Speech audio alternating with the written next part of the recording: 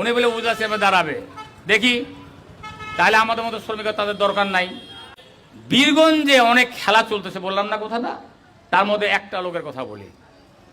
এটা বলতে কোনো দ্বিধাবোধ আমাদের নাই, কারণ উনি একটা জিনিস করে গেছে। উনি এই মারত একজন ব্যক্তি আমাদের এর মধ্যে 2 যুগ অর্থাৎ 24 বছর উপদেষ্টাগিরি করছে। আমাদের রেজাউল ইসলাম রেজু ভাই চেনেন না সবাই? আমাদের উপদেষ্টা ছিল না, আমাদের প্রধান উপদেষ্টা ছিল, এটা আমরা সবাই জানি। আর আজকে উনি ওখানে চলে গেছে, যাক উনি যাইতেই পারে, ওনাকে যদি আমরা রাখি নাই, উনি পরিবর্তন করছি তাই তো থাকতে পারে। কিন্তু উনি একটা কথা বলে গেছে, আমি শুনেছি, বাইরে সরাসরি শুনি নাই, আমার ছেলেরা আমাকে বলেছে, হ্যাঁ, যে ওরা নাকি আমরা নাকি ইমারতের এই সদস্যরা নাকি বলে আমরা মাদক সঙ্গে জড়িত আছি। উনি দেখাতে পারবে, প্রমাণ করতে পারবে, এটা উনি দেখাই দেব যে আমার কোন লোকটা এই কাজটা করছে। সেই মঞ্জু ভাই আজকে আমাদের সংসদ সদস্য। আজকে আমাদের গর্বের বিষয় ছিল যদি তাকে আমরা মঞ্চে পেতাম, কিন্তু এই মঞ্চে পাইনি কেন, এটা আমাদের প্রশ্ন থেকে যায়। প্রথম সংবর্ধনা আপনাকে আমরা দিয়েছিলাম বীরগঞ্জ ইমারতবাসীর পক্ষ থেকে, কিন্তু আমার মনে হয় এই বীরগঞ্জ ইমারত নির্মাণ শ্রমিক ইউনিয়নকে নিয়ে যে চক্রান্ত চলছে, বিগত ফ্যাসিস্ট সরকার নামে পরিচিত আওয়ামী লীগ সরকারের সময়ও তাকে প্রধান উপদেষ্টার আসনে বসিয়েছিলেন। সেই সময়ও সেই ইউনিয়নকে তার মতো করে শাসন করেছেন।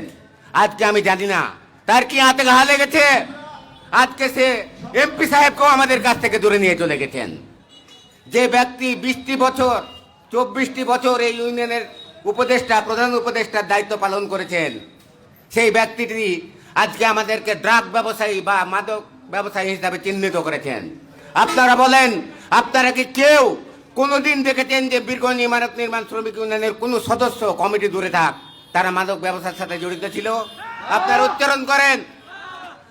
20টি বছর ধরে যদি সে আমাদের সেবা দিয়ে থাকে, প্রধান উপদেষ্টা হয়ে থাকে, তাহলে যদি আমরা মাদকের ব্যবসা করে থাকি তার দায় সে এড়াতে পারে না, সে মাদকের ব্যবসার সাথে সেই জড়িত আমার মনে হয়। যদি মনে করেন যে জাতীয়তাবাদী শ্রমিক দলের র্যালি ছিল, আমার এখান থেকে শ্রমিক সেই দলের ভিতরে যারা সমর্থক যেতে পারত, কিন্তু তারা সেটা করে নাই।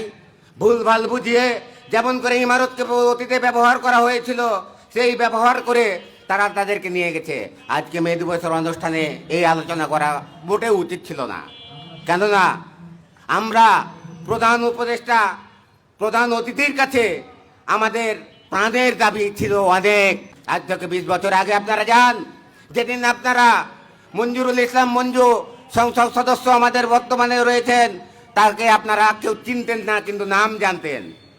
এই ইমারত নির্মাণ শ্রমিক ইউনিয়ন আপনাদের কাছে পরিচয় করার জন্য সেই সময়ে আমি তাকে সংবর্ধনা দিয়েছিলাম আপনাদের ইউনিয়নের পক্ষ থেকে।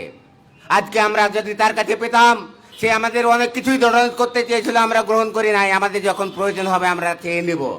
আজকে আমাদের চাওয়ার সময় এসেছে সে সংসদ সদস্য, অথচ তাকে আমরা মঞ্চের মধ্যে পাচ্ছি না। এটা আমাদের দুর্ভাগ্যের বিষয়। এটা কে করেছে? যে করেছে তাকে আমি সতর্ক করে দিয়ে বলতে চাই, প্রতিবার নির্বাচন আসে, প্রতিবার মানুষ বদল হয়। আপনি ভুলে যাবেন না, আপনি নির্বাচনের স্বপ্ন দেখছেন, কোনো শ্রমিক সংগঠনকে ভাগ করে দিয়ে আপনি অন্য কোনো শ্রমিক সংগঠনের ক্ষমতায় যাবেন, এটা শ্রমিকরা হতে দেবে না।